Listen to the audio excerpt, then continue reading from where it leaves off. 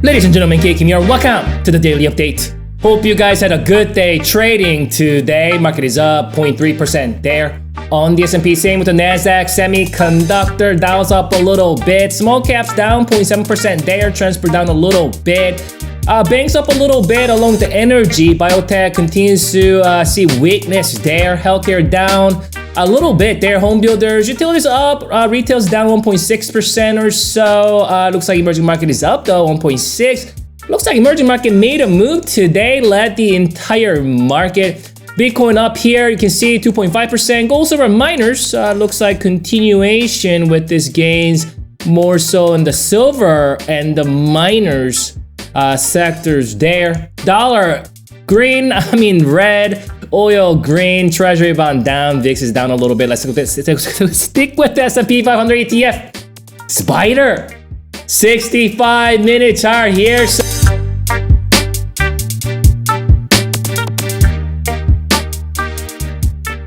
So this is where we closed yesterday, and it looks like we gapped up today. This is where we opened up, so you can see that gap up.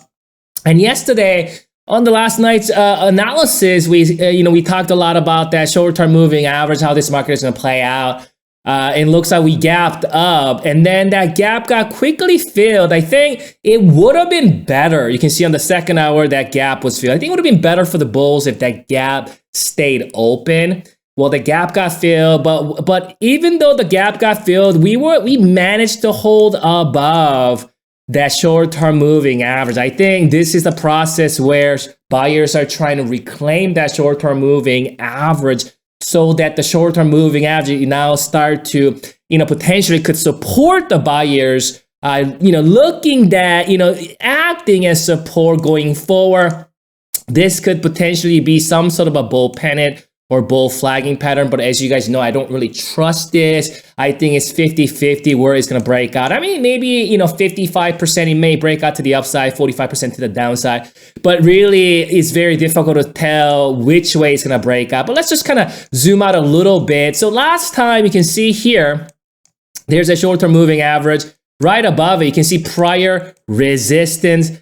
We kind of hit that level, short-term moving, and it kind of went right back up without even considering this level here. A little bit different sentiment here. Obviously, that's a prior resistance acting as new support, coinciding with that short-term moving average. But this time around, unlike what happened in late December, what we see is we're actually seeing a grind consolidation throughout this entire day. So what we're trying to figure out is, well, is this market, is this some kind of a continuation pattern before making a move to the upside, or is going to come right back down, right? So I think what's going to be important is how this market plays out. First 2 hours of tomorrow morning, if we're going to have to stay above this level here, I think that's what, 472.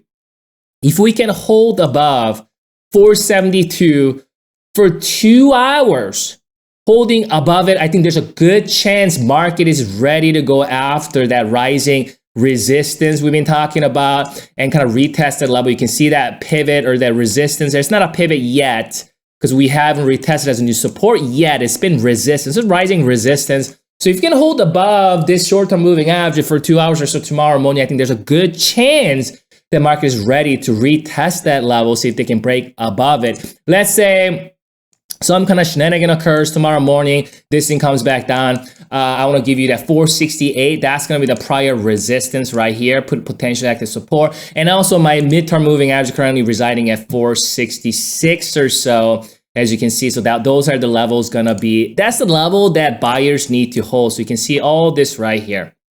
I'm going to give you the band of support. This entire level must be protected, right? We could say it's not bad should there be any kind of decline, because the market maybe want to cultivate that higher low before going higher, but you don't want to see this market going lower than 466 or so, 466, 465, if the bulls want to utilize the momentum they built in the last several days and to go after that all-time high level. Let's check out that oscillator and see if we can extract any more information. So the oscillator initially crossed here.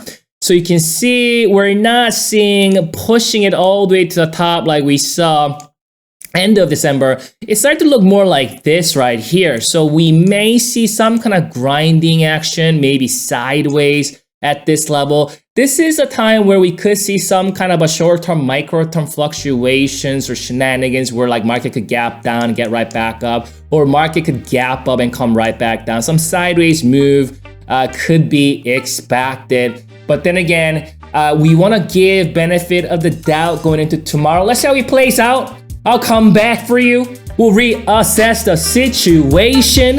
Enjoy your evening. Good luck trading tomorrow.